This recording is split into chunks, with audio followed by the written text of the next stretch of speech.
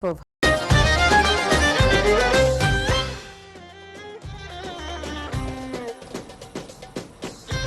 Welcome back, ladies and gentlemen, with our main topic today. We're discussing boosting tourism under the leadership of President Abdel Fattah al-Sisi and evaluating the tourism sector since President Abdel Fattah al-Sisi came to office. To shed more light on this, we had the pleasure to host this morning in the breakfast show Mr. Ihab Kamel, historian and researcher. Good morning, Mr. Kamel. Good morning. Mr. Kamel, could you give us your insight for the boosting tourism in Egypt since President Abdel Fattah al-Sisi came to office, taking in consideration the last year or the last 2 years we were facing the coronavirus pandemic? Well, of course, President Abdel Fattah al-Sisi, when he ruled, the situation in tourism was not really in its best shape. Yes. Let's say the country was in a state of instability. Yes. And we have to understand that when there's a situation of instability, usually tourism flees away. Successfully, President Sisi succeeded in creating a stable political and social situation in Egypt. So definitely we started the countdown for the return of tourism. And we've seen this in 2019. In 2019, we returned almost to the same numbers which we had reached in 2010 before the 25th of January incidents. So this was a success on its own. Not, of course, mentioning that during that period, the whole cabinet, the whole government, which was led by the president, of course, they had started a very smart policy in retrieving back the tourism. They had realized that advertising campaigns are not going to pay off, because everybody knows that these are advertising campaigns. So they started by organizing events and international events which everybody saw in the whole world, which gave a real picture on what Egypt is like and how stable the situation is like. Besides, the president gave a great deal of care to tourism, because tourism can be a source of sustainable development, which is his main target from day one. Look around you. Look at all the roads which are being extended, linking the whole country together. Isn't this going to serve tourism? Definitely they are, because if you think profoundly deep down, you will find that this will facilitate the accommodation and will facilitate the stay of the tourist over here. Instead of spending 2 hours in traffic, in 20 minutes he can go wherever he wants. For example, these new museums which are inaugurated everywhere, in Sohag, in Menia, in Asyut, in Sharm el-Sheikh even. This shows that this government has a vision. Basically speaking, when you look at every museum, you will see a very beautiful museological display, simply because this is also part of the sustainable development for every area. I want that every area in Egypt would have travelers who would go there and spend 3 and 4 and 5 nights boosting the local economy. How am I going to create this without creating a tourist attraction? Yes. Especially that when we look at the new museums, the display, it's really outstanding. We can say that we have museological experts in Egypt now, like any other country in the whole world, who would know how to display artifacts. All of this was part of a general policy. You feel now that there's a vision. And as you know, if there's no vision, no mission. Fortunately, we have a vision. We have a cabinet where all this, it develops the tourism, it improves tourism, because tourism is linked to every sector in the government or in the country in general. So once you develop all this, you will find that there will be a great deal of development in tourism. Yes. So, Mr. Kamel, now with the challenge of the coronavirus pandemic, that the whole world is now suffering from, not only in Egypt. Egypt is putting the problem under control. That we can say this. So how do you see the role that was played by President Abdel Fattah al-Sisi and the directives he gave in order to, for example, help the workers working in the tourism sector by providing a monthly income to help them during this pandemic, because there were flight bans, and you know what happened during the last year as the whole world suffered from the coronavirus pandemic. Well, let's first talk general. I believe that the Egyptian administration had dealt in a very smart way with the crisis of the COVID-19, because they had chosen the difficult but the more sustainable solution, which is the vaccination and the manufacturing of the vaccines locally.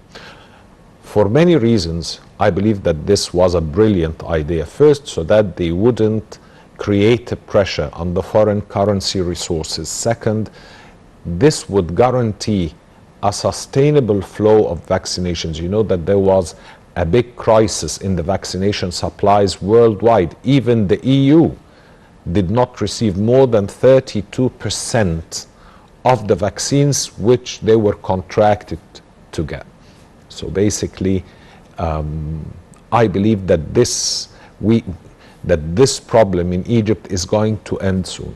Yes. We come now to tourism. The first thing that this administration had started was vaccinating those who work in tourism. Yes. Which I think it's A more... very good step. This is a brilliant step. Yes. This is more important than giving them an unemployment aid, a monthly unemployment aid. This is much more important because this is something sustainable. Yes. Because without the vaccination, they will not be able to work. Yes. And we heard that months ago they started vaccinating Egyptians working in the tourism sector in Sharm el-Sheikh, for example, in Hurghada. Yes. Yes. They had finished, actually. Yes. They had finished Sharm That's el-Sheikh and true. Hurghada, That's and they're moving on. As I said, because this administration had chosen the sustainable solution, which is manufacturing. Yes, it's very good that we import and everything, but they are very perceptive. They think far ahead. And I believe that this is going to pay off in the future. And it shows. It shows from the bookings for next season. I see indications which are indicating that next season maybe not like 2019, but way much better than last year and the year before. Yes. So, Mr. Kamel, now also under the directives of President Abdel Fattah al-Sisi, during the past years, he gave his directives to open and renovate several museums in Egypt, and also to open new museums in Egypt that were very good distributed or divided over the several governorates in Egypt. We have the Museum of Sharm el-Sheikh, we have the museum in Upper Egypt, we have museums in, for example, the governorate of Kafr al-Sheikh, several governorates. So how do you see the importance of this? As I said before, the main target of this administration was sustainable development. This is part of sustainable development. Giving care to all the governorates outside of Cairo, which had been suffering from neglection for a very long time. So that is why you will find that there's a general satisfaction. it's not only because we're repaying those governorates back for very long years of neglection. No, but actually this is part of developing the economy of the country at the moment. The main cause of this administration of President Sisi is the economy. And basically he's taking serious steps in this situation, because without security, there's no economy. And I think he had made a great deal of success. He succeeded brilliantly in this file, because without security, no investment, no economy. Then in the health file, which is the most difficult file, and every past administration had been trying to evade that file. Actually, they're tackling it. And we're going to get there. It's getting better, because without healthy population, also there's no economy. Yes. Education, they are working on this file and tackling it. Tourism, the same thing. Of course, there will be resistance. It's a natural human behavior that with every new policy or with every new situation, you will find that there will be some resistance, because people, they say, why should we change? It's a matter of human behavior. But it seems to be that the administration, they know what they're doing, they know where they are going, where they're going to end, and where they're going to jump to the next stage. It's enough to tell you that Egypt now is considered to be one of the energy hubs in the whole world, one of the most important hubs in energy trade. How this will reflect on the economy? It will reflect on every sector in the economy, including travel and tourism, because simply without energy, there's no economy. There's no business.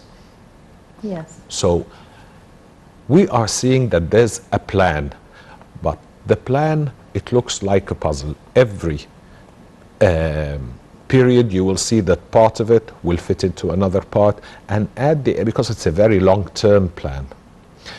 My dream is not to see 14 million travelers. My dream is to see a strong infrastructure that would be able to take and to host 20 or 30 million tourists. And why not? Why not? Yes. But this number will not come without this development. Yes, yes. Mr. Kamel, now how do you see the role that is played, or evaluate the role of the Ministry of Tourism and Antiquities in the discoveries, the latest discoveries that we have witnessed, and the excavation teams announcing the discoveries, for example, in the Saqqara district or in Luxor, or many discoveries that we have witnessed lately through the last year? Well, I'm very much biased to Dr. Khalid Laning. Whatever they say, I'm biased, so I don't think that I am the right person to ask, but really, what he had done, it's amazing. He created something very important, awareness to the Egyptians about the importance of their heritage. You will find now Egyptians following the archaeological discoveries and the new discoveries. This is something I haven't seen before. I'm a man who's over 50 at the moment, and I was interested because I was interested in this field since I was a child. That was something different. In those days, when I was in college or when I was in my early 20s, nobody cared about the Egyptians. I heard it with my own ears, seeing university or school trips, visiting Egyptian temples. Why are we here? They're saying this. Yes, so what? Nowadays, I see young people who are very much and profoundly involved in all the archaeological discoveries, proud of their own heritage. That's what really Dr. Khalid Hanani had created. He created, what can we say, a case. The people started, and especially the younger generations, to become proud of their own heritage. How? By showing them the discoveries, by the new museums, and especially that the display now, it's something outstanding. The last museum he inaugurated in Old Cairo, where they moved the mummies, the Civilization Museum. The idea of the museum itself, it's... Yes, we are going to have a long stop here because the transforming or taking the kings and queens from the Egyptian museum and transferring them to in a golden parade to the Egyptian Civilization Museum. That was very well organized transforming of the kings and queens of Egypt. Would like to stop here and listen to your comment or insight. What can I say? Formidable, perfect. Yes. It's a day for history. I was watching it, watching the fine details, the costumes, and how they were designed, the timing, the concept itself. Those people are our kings. Yeah. Our kings, our ancestors, and not any ancestors, our kings. So they shouldn't deserve less than that. Yes.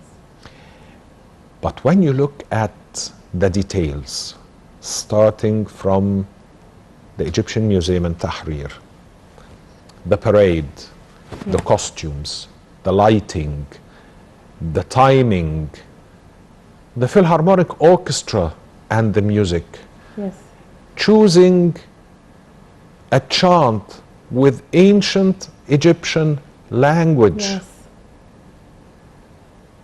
This is something magical, magical. Everyone around the world was watching it extremely impressed. Yes. And we had proven to We the whole... have seen the echo and read lots of the foreigners were speaking about this and praising the Golden Parade and the very, very well organized transformation of the kings and Egyptian kings and queens. The impact was huge beyond imagination, not only in Europe, Asia, or North Americas, but in the region.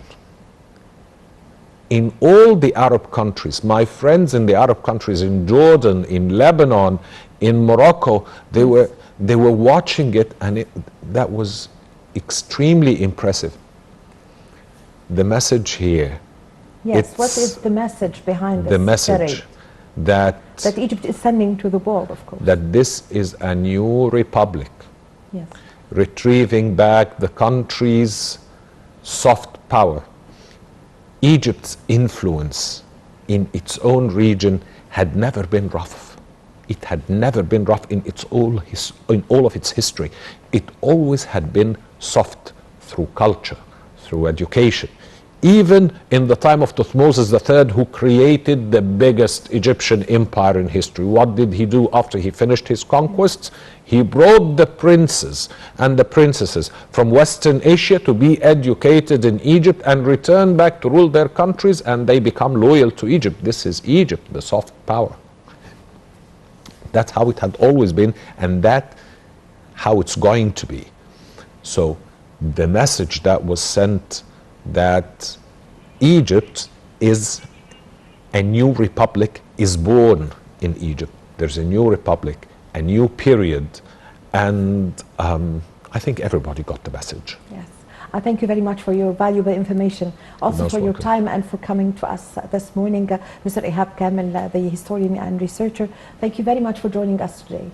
Thank you, ma'am. Thank you, ladies and gentlemen. Now I leave you with my colleague, Nermeen Abdurrahman.